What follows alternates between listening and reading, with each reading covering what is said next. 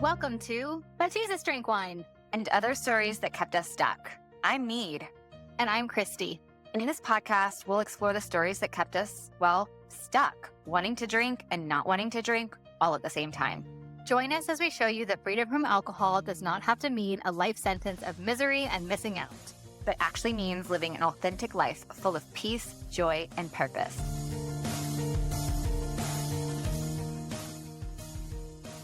Hey friends, welcome back to the But Jesus Drank Wine podcast. Before we dive into this week's episode, I just want to tell you a little bit about what's been going on in our incredible community. We're about halfway through our 40-day Lent fast. If you missed signing up for this fast, don't worry, there'll be one coming up in the fall. We also have the Missing Piece coaching group, which is growing, and there's just so many incredible women that we are getting to know in this community of women that are alcohol-free already and those who are journeying to freedom from alcohol. There is a prayer request space where people are able to put their prayer requests. We have this wonderful playlist on Spotify that we're adding to every single week. It's an incredible worship music list. And we've had some wonderful master classes. We had a master class last month about Isaiah 55, What Are You Chasing? And this month we had a master class on incorporating somatic practices into your freedom from alcohol journey. So there's so much going on. All of our master classes are recorded. So if you do want to join us in the community and you do want to catch up watching some of our master classes, that is available to you. So I just wanted to let you know that there is so much going on in there. If you are a woman who's already free from alcohol, we're also going to be adding a connection call time for you soon, because we know that there's this need and this want for women who are already free to be able to find community. And so we just keep saying yes to God and go where He's leading us and expanding this beautiful group of women. And if you haven't checked us out, please do so. It is a really, really special place. Okay. Now on to today's episode. We have our friend Stephanie Ziebell in the podcast studio today. She is a wife, a mom of 4, an attorney, and a Christian sobriety advocate. She knows firsthand what it's like to wrestle with the nightly drinking cycle. For years, alcohol was a struggle in her life, creating an internal battle between wanting to stop and not knowing how. But everything changed when she fully embraced God's grace. She's the founder of Radiant in Battle, an Instagram community with nearly 40,000 followers. I personally found her on Instagram as one of the only gals I could find out there incorporating their faith into their sobriety journey. So obviously I reached out and I said, come talk to us. She shares faith-filled encouragement and practical tools there on her Instagram. And in this conversation, she's going to open up about the exhaustion of the overdrinking cycle, the power of honesty, and how finding a supportive faith-based community helped her step into a new, more fulfilling life. If you've ever felt stuck in your relationship with alcohol, or if you're walking along someone who is, this episode is to remind you that freedom is so possible for you, my friend. Stephanie's story is one of hope, resilience, and transformation.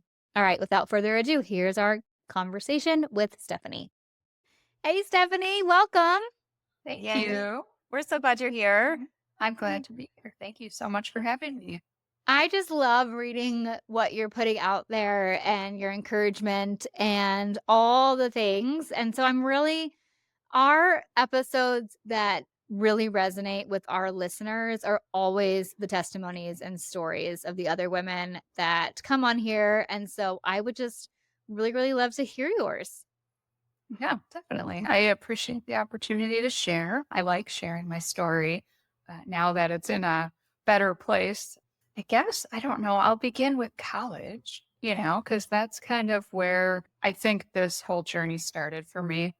I went to the University of Wisconsin-Madison, which is known to be one of the biggest party schools in the country, and I really embraced that. Wait, really? Is it known for that? Because I feel like everybody says that for their school. So is it not just like every college is known to be one of the, like, yeah, I think it was always up between like Madison and Colorado. Yeah. I know East Carolina, my school, is up there on the list too, but Okay. I feel like we could put all colleges in that category. Sure. This week, just because, which scares me for my kids. Anyway, carry on. Yeah. No, it is. It's just such a norm in college. I Yes. mean, that's kind of what you do. At least that's all I knew in college. Same. I often think back to what my 4 years would be like if I hadn't drank. I feel like I would have experienced so much more. And I'm sure there were some people who, did that. But I was I definitely, think about that for law school. Like, oh my gosh, I would have done so I mean, I did fine, but like I would have done so much better if I wasn't drinking through law school. see, that's where after 4 years in Madison, I decided at the end of my college career, I knew like alcohol and me do not mix. I had so many issues in college. I mean, it really started in high school, but carried into college, obviously it was much worse. I did okay, academically, but I didn't get into, any of the law schools that I really wanted to. And that was because I think I spent most of my weeks partying. I remember I had like an LSAT prep course, and I distinctly remember not going to it because I was hungover, and I don't think I ever rescheduled it. Once I got to law school, that's when I started my first experience with, sobriety. I had quit drinking then, and it was kind of my mission because I knew I wasn't going to one of the top ranked schools, in the country. I wanted to do really well. And so it was kind of my mission to be at the top of my class. And I did really well in law school. And it was one of those experiences where, it was like, it was evident to me that my life was better without alcohol. But then when I moved back to Wisconsin, it just slowly worked its way back in. I kind of forgot, I think, why I quit drinking in the first place. I had a lot of kids, and there was a pandemic and just all these different things. And I feel like it just kind of worked its way back in, gradually at first. Like, oh, I'm older now. I can probably just sip wine and be sophisticated. I'm a grown up. But, over time, it just became more and more. And then I would say, in 2020 is probably when, I never really drank every day, except I feel like when I was in the middle of that pandemic and like on maternity leave after having twins in April of 2020, drank, I would say it was probably more than just once a week, Once I went back to work, though, I was able to rein it back, and I was more of the just, every Friday. I couldn't get through the weekend without having at least a bottle of wine, if not more. It usually came to be more than that. And the thing that was the hardest for me were like work events where that was my time away, from the kids. And I felt like I had sort of this sense of freedom in the back of my mind, knowing that alcohol and me don't mix. I got to be really careful. I'm going to control it this time. And I managed that for a while with work, but eventually it's impossible to control at some point. It's obviously an addictive substance. And as much as I wanted to be its master, just never worked that way. I had enough experiences where I let people down. I let my family down. I let my colleagues down. I let my boss down. And I just didn't show up at work the way I should have. You never really go into it planning like this is the last time I'm going to drink. But I think it was in July of 2023, I had made it a few months without drinking at all. And we were having an event, and I don't know why, but in my mind, I thought it would be a good idea to join everybody, and it was a terrible idea. So then it didn't turn out well, but it was, kind of the common experience of mine where I thought I would be able to control it. And then I'd wake up the next day, oh my gosh, I can't believe I did this again, and texting apologies. But for some reason that time, I just knew like I'm done. This is going to be the last time I ever apologize to somebody. And so in that moment, I felt okay just being really honest. And so I told my boss at the time, I've struggled with alcohol my whole life.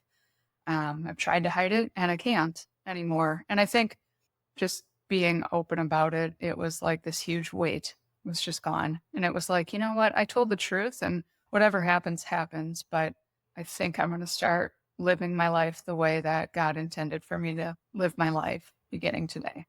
So that was July of 23, so about 18 months ago. And then since then, I joined a Celebrate Recovery support group, and I went to that regularly in the beginning. because it was still hard. I feel like the first couple of weeks, definitely, there was like this sort of like sadness. It's kind of like a despair, like, oh, I can't drink anymore. So every time I thought about it, I would feel this intense sadness. So going to the meetings was helpful because I met a lot of people who obviously had similar experiences, and I could use some of the tips that they gave me to get through those difficult moments, and just hearing other people's stories always helps. So I did that for a while. I haven't been to my group in a long time with the kids' activities and stuff, but I still consider myself part of the group, and I can go back whenever I want. It's just hard to find the time now. And I feel like Sober Instagram has sort of been a replacement for that in some respects, because I was new to Sober Instagram last March. I had never actually used Instagram before that, and it was just kind of weird how I ended up on there. But when I did, I kind of discovered this whole new world of things that I just didn't know about when I was trying, to cut back my drinking or trying to quit drinking for, so many years, or trying to control my drinking. I didn't know anything about, all of the books that are out there and all of the different podcasts and just so many resources. And so that's just been like a whole new world for me this past year. And I'm so grateful that I found it. That's what I kind of do now. I have a page and try to share my story and share hope and inspiration for people who might be in a place that, is difficult. Like when I was struggling, I felt like I didn't really know who to go to, even all the way back in college when I first realized there was a problem. And then fast forward to the second time in my life that I had to quit. Sometimes you just feel like you're the only one in the world that can't seem to figure it out. So Sober Instagram is nice because I realized that there's so many of us. Definitely not alone. So true. So true. And that's why the power of our stories is so helpful, because we can see ourselves in the stories. We can relate to those and have that sense of like, okay, I'm not going this alone. I love what you said about being honest and telling your boss about where you were feeling stuck with alcohol. I'm reminded of where that was like such a big pivotal moment for me in my journey, was saying out loud, being honest, that like, this is what's happening, and finding that like one trusted person that I can and we often encourage women who are like looking for that tiny Tina, that new action to take from where they're feeling stuck. Like find one person that you can share this with, a trusted person, because there is so much power in just that honesty and saying it out loud. That was pivotal for me. It sounds like it was for you. Can you talk about when this shift kind of happened? Like it was really, really hard in the beginning. So you were honest and it was really hard. And then when did it start to feel a little bit less hard? Because I think people are always like, how long are you in the really, really hard? What did that look like for you? I remember the first week very clearly because we had a camping trip planned, and it's so hard to think back on those couple of days because I actually felt like physically ill. And I'm trying to have fun on this camping trip with my kids. And meanwhile, it's like, this huge storm going on inside my brain.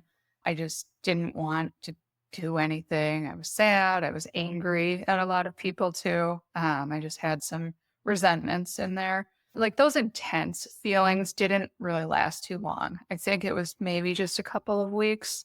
But I would say that I remember it being probably September when I started to feel like I wanted to own it a little bit more. So like driving home from my Celebrate Recovery groups, I would start to feel like, yeah, I'm doing this. I like this. I can live this life and actually enjoy it.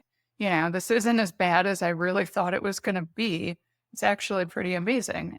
That was probably, I would say, like a month and a half, 2 months after, I officially stopped drinking. I know it feels like a long time in a sense, like it's going to take months.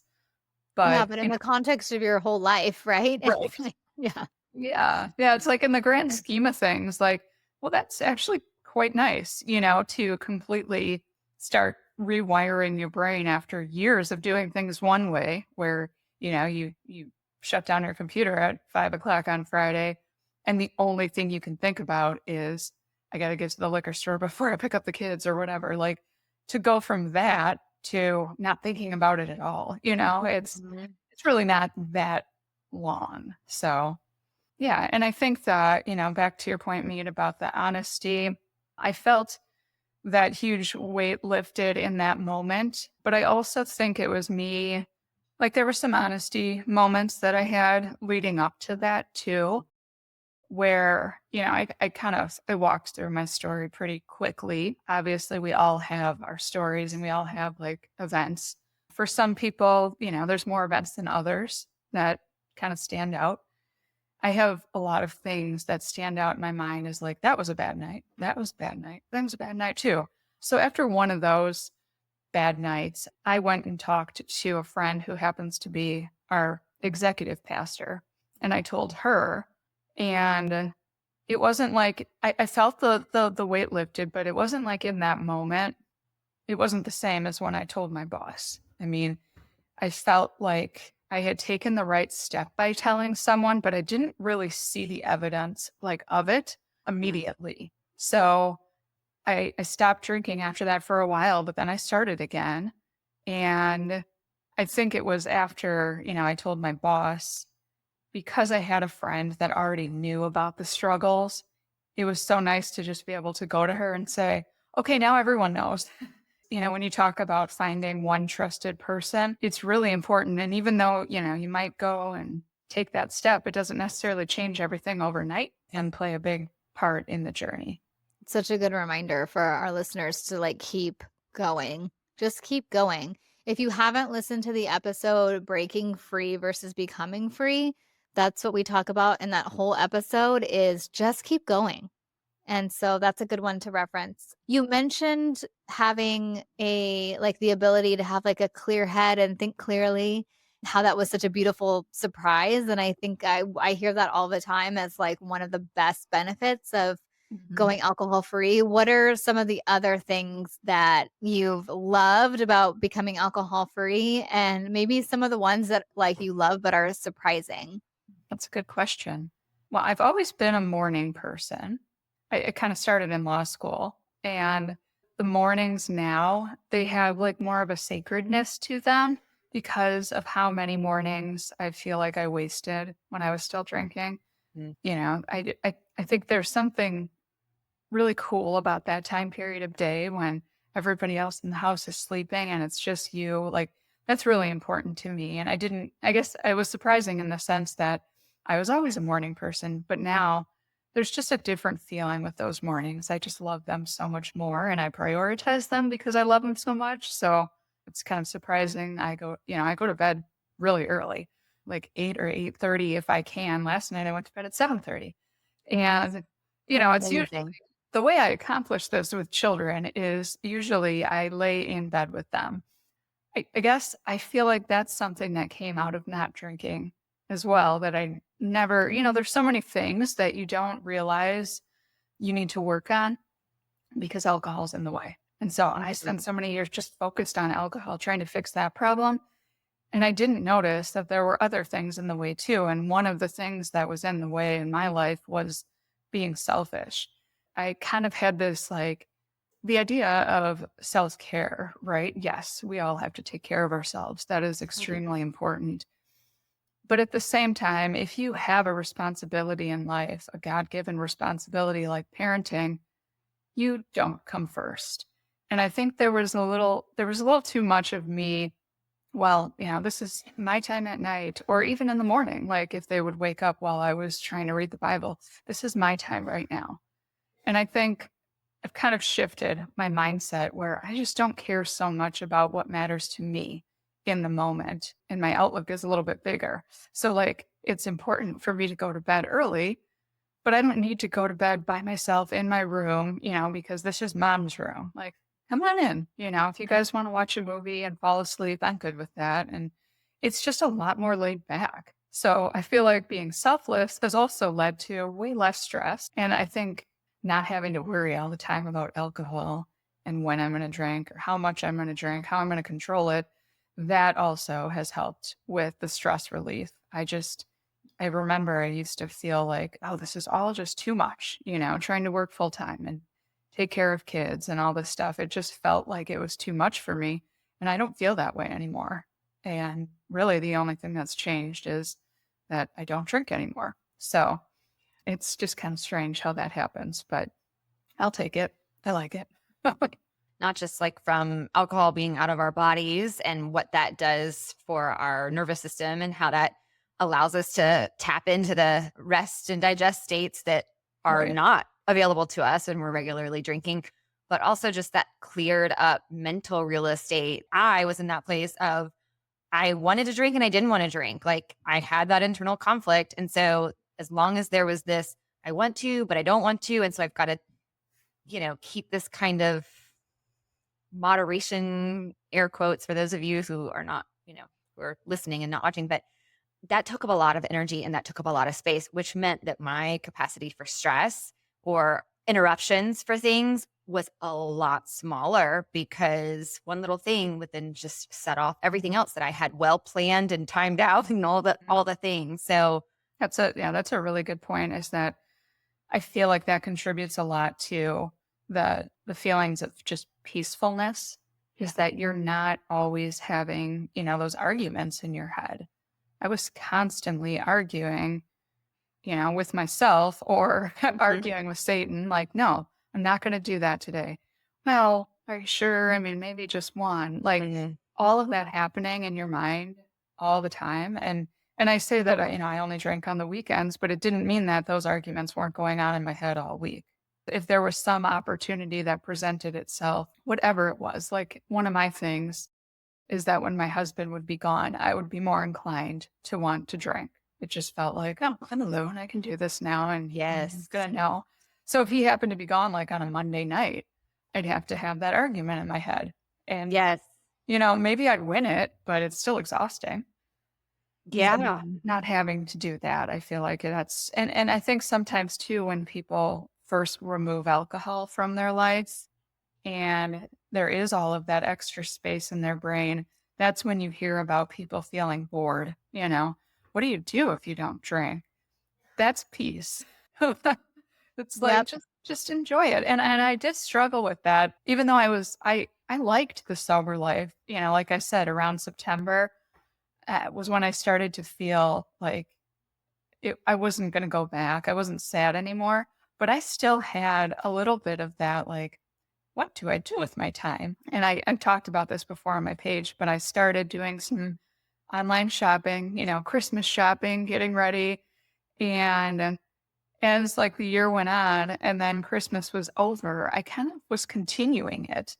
And all of a sudden it hit me that, like, I think I'm filling up the extra space with something else that's not healthy either. That was when I finally made that realization, was last March. And I wrote in my journal, I said, God, I think, I'm spending too much time and money, this unhealthy habit. Please help me find something more productive and impactful to do with my time. And then I really can't explain how somehow I ended up, going to Instagram. It's just kind of one of those crazy God stories. I feel like there's no other explanation because, like I said, I had never had an Instagram account before that. And I decided to just go check it out. And that's when I discovered everything. And it was very interesting how that all played out. So that would be, a piece of advice I would give people. If you're feeling bored or you're not sure what to do with your time, ask God. He'll show you. There's a reason he removed the alcohol, and maybe it's just spending more time with him, or who knows what he has in mind. We don't know what his plans are. Yeah. And then when we're stuck in the drinking cycle, we're used to these like extremes, the highs and the lows. I think so often women who are just starting out in that alcohol-free lifestyle, they're confusing boredom with contentment and peace that comes from removing all of it's the shrapnel. It's not just the drinking, it's the shrapnel that happens as a result of drinking, from the mental real estate, from the having to keep, the inflexibility, all those things. What a perfect way to invite the Lord into that and like, okay, now what? I do have this like margin. I have this time, this space to fill. That's a good thing. And letting him. So you didn't have an Instagram account at all? Like you weren't on Instagram? I think I had an account. I had never posted before. Yeah. And I had, somehow I had like, I was following people that, like friends, people I worked with and stuff. But yeah, I know I never used it. I was more of a Facebook person.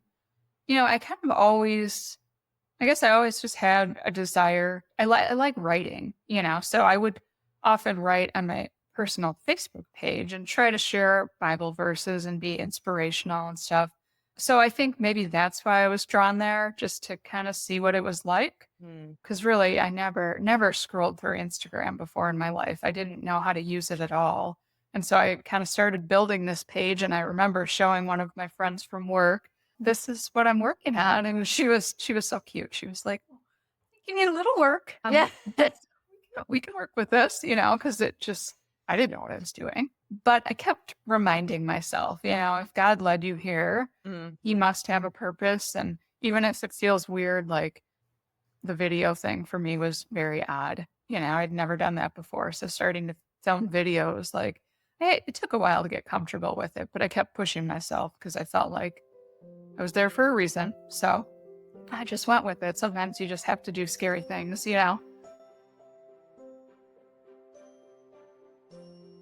Imagine stepping into a vibrant, warm community where faith, friendship, and freedom from alcohol all come together. That's exactly what you'll experience in the But Jesus Drank Wine community. Each week, our members gather for connection calls that feel like a breath of fresh air, a time to share, grow, and support one another. With an encouraging leadership team, a dedicated prayer request space, and connection opportunities in every time zone, you don't have to walk this journey alone. Plus, we bring you masterclasses with expert guests, optional book clubs and Bible studies, and so much more. And for those ready to go even deeper, we offer a small group coaching space called The Missing Piece. With weekly recorded coaching calls, it's a supportive place for women committed to breaking free from alcohol. We're here to hold space for sober and sober-curious women who love Jesus or are eager to reconnect with him. Wherever you are on your path, you'll feel seen, supported, and strengthened here. As one member described, quote, the BJDW community is unique because there's a connection between faith and freedom from alcohol that I haven't been able to find in any other online space or through my church. Ready to join the sisterhood? Head over to butjesusdrankwine.com/community or click the link in the show notes to learn more. We can't wait to meet you. Yeah, it reminds me of how God doesn't call the equipped, he equips the called. And with that freed up space and mental capacity and clarity that comes, like hearing from the Lord and what he wants us to do and is so much greater. I'm like, oh, okay. Like that's so clear. Whereas maybe I would have asked this question in the past, but could I have even sorted through or been still enough or silent enough, long enough to even hear an answer? And I just love that story. And it reminds me of a coaching call that I was doing this morning in our community. And we were talking about how the Lord can take anything and use it and take the messy things, the things that we think are so messy that, we're just going to be stuck with forever, and use it for something so much greater. You probably didn't have Instagram influencer on your bingo card. We didn't have ministry, all of this BJDW on our bingo card. Right. It's just, it's crazy how good God is in, setting us in that direction. And when we're paying attention and asking the questions, like he's going to lead us there and he's going to equip us, even if it might be hard. It's going to be hard. It's probably going to be something that's totally out of our comfort zone, but. Right. Yeah. I think we all have these ideas of what, we want to do. We have goals and visions, but they usually align with what we're comfortable with. Mm-hmm. And that can often be a sign that maybe you're not thinking big enough or letting God lead you, right? Because he usually has something much different in mind. Something you said made me think of when he does speak to us, we have to listen, right? And I feel like there were so many times he told me to stop drinking and I didn't listen. Instead, I kept trying to figure out a way to make it work. Mm-hmm. In some of those cases, then, if you're not listening to his guidance, maybe he doesn't tell you as much, or you just can't hear what he's telling you because you're so used to ignoring him that it just becomes kind of a habit and it becomes easier. So that was way back in, I want to say it was January of 2022. After a really bad night, kind of had that realization, that verse that says, don't merely read the word, actually do what it says. And I remember reading that and thinking, yeah, I know I'm supposed to quit drinking. And it would still be a year and a half later until I actually did it. So I'm glad that, I finally listened to him. I think sometimes I feel like he had to really make it obvious to me. I had a lot of those, bad nights where it was finally enough is enough. I think maybe for some people, it doesn't ever get bad enough.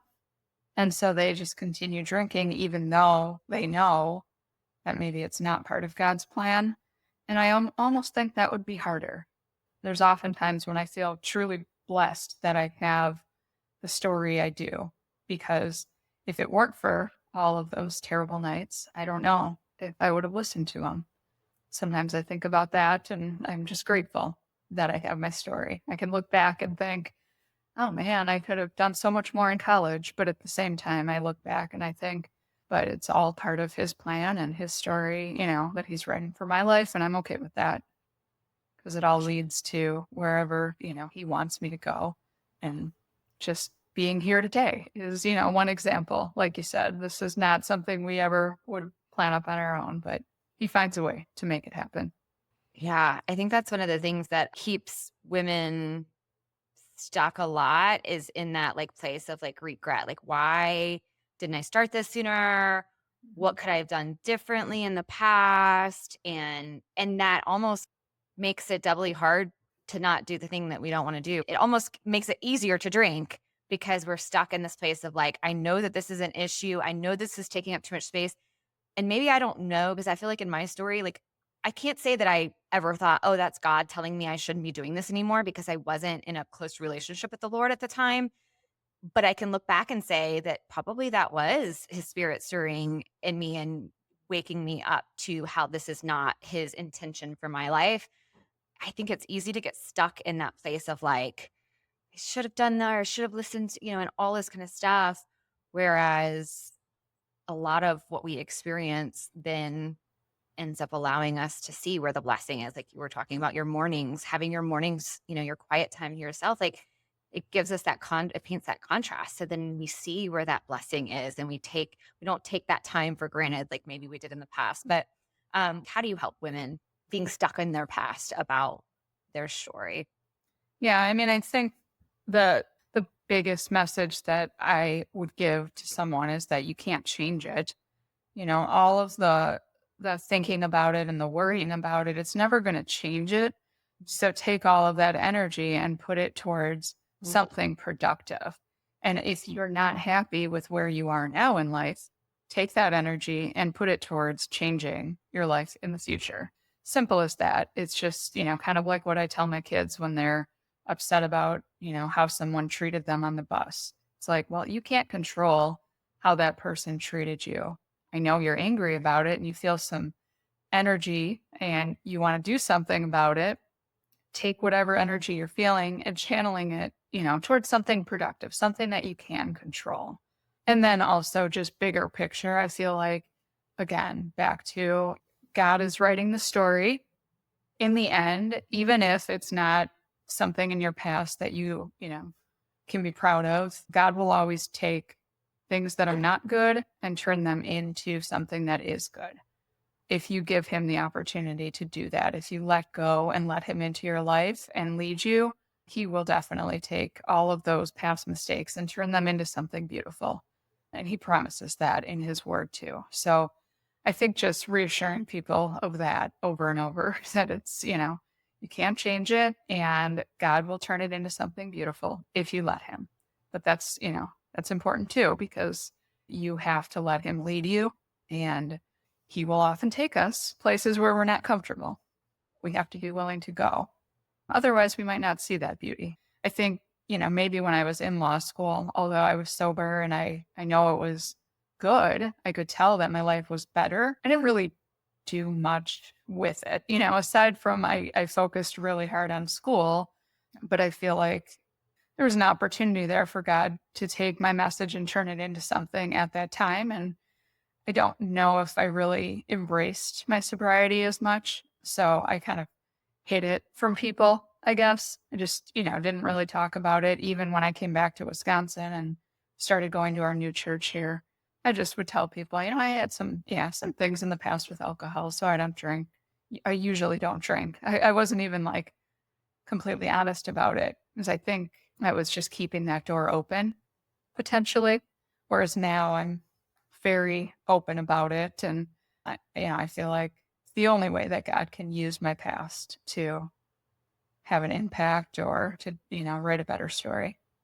So good. Stephanie, thank you so much for sharing all that. It was so, so beautiful and so relatable.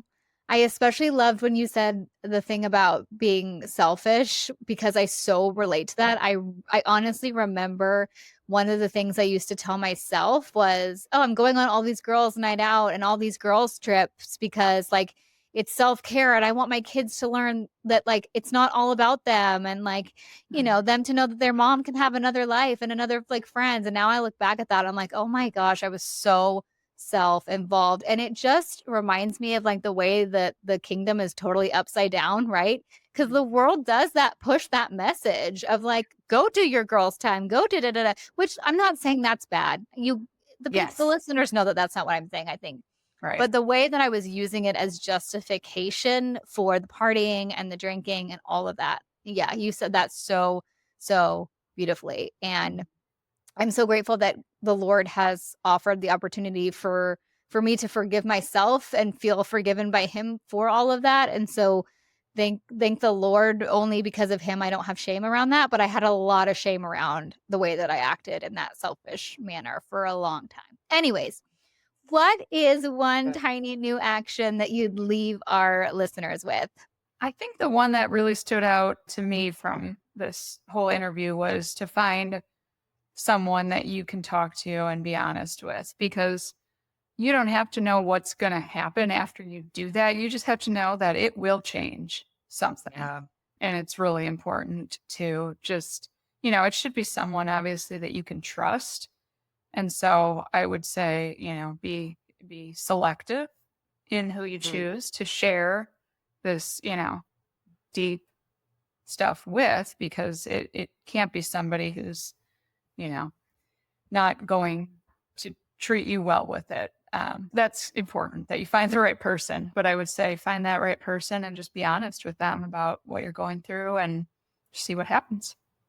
Yeah, that's so good. We recently talked about the TED Talk. I forget the guy's name. He talks about what you think about addiction, what you know about addiction is all wrong. When he talks about connection is the opposite of addiction.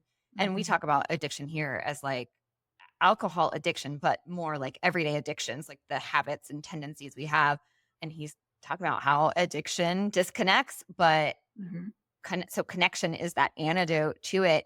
And I think in that Tiny Tina, in that example from your story, I know it was true in my story. I had the one girlfriend that I knew I could call and like tell her, this is what I'm feeling, this is what I'm struggling with. And she could hold that for me. And she was my one friend that I didn't party with, on the regular. And just that simple reaching out is a form of deeply connecting through honesty and vulnerability. And that is living the way that God intended us to live. And so it's like one step towards living as God intended for us, one step out of that stuck place. And I love that as a Tina for our listeners. And Christy and I always say Christy's available in DMs. Like if you don't have that person, you can find her on social media in the DMs, or you can email me.